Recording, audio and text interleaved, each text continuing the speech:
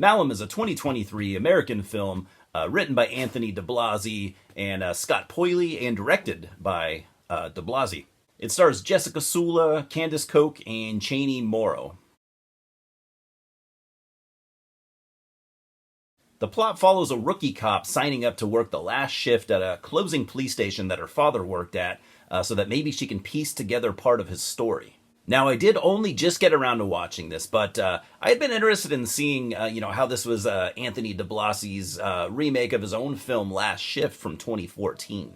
Last Shift didn't play in theaters, at least I don't think it did, and DiBlasi wanted it originally to play in theaters. He also felt that the villains should have been explained a little better. And I was a fan of Last Shift. I really liked it. I watched it a bunch of times back when it came out. That said, it's been a long time. But I've definitely been curious to see what Malum was all about. I had only kind of heard, the basics. Apparently, Anthony DiBlasi doesn't want people trying to compare the two films, but I mean, come on, man. So this is pretty much a single location film, I think you could call it that, set inside this old rundown police station. Officer Jessica Lauren, played by Jessica Sula, is our lead here, and she has signed up to watch this police station for the last night before it is closed down permanently. Everyone is totally shocked by her choice, especially being a rookie, to sign up for this last shift. The station is in an awful part of town. The station itself has a dark history, and to add to that, this weird cult has been causing serious trouble in the area. Her dad had a history with the cult, and she wants to see if she can try and learn more about what exactly happened with him. Now, I don't know what the budget was for this, but my guess is it was, substantially more than the Last Shift budget. Obviously, if you've seen Last Shift before this, you'll probably be constantly comparing the two films. As hard as you may, try not to, like I did, it's pretty much impossible. Now story-wise, this is pretty much a straightforward remake. I think Anthony DiBlasi was pretty happy with his storyline that he had originally written.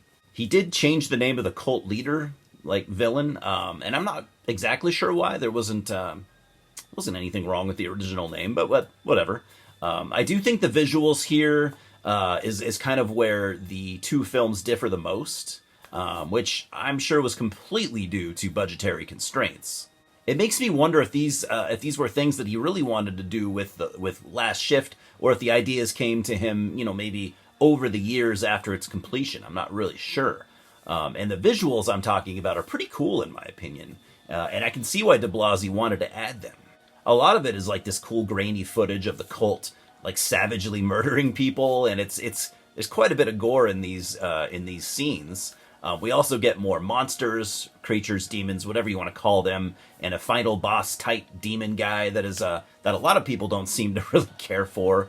I personally liked it, but it's kind of like a strange looking entity. The monsters themselves though give me vibes of early Hellraiser films, and even a bit of Silent Hill. And the whole film actually, in my opinion, has kind of a Silent Hill vibe.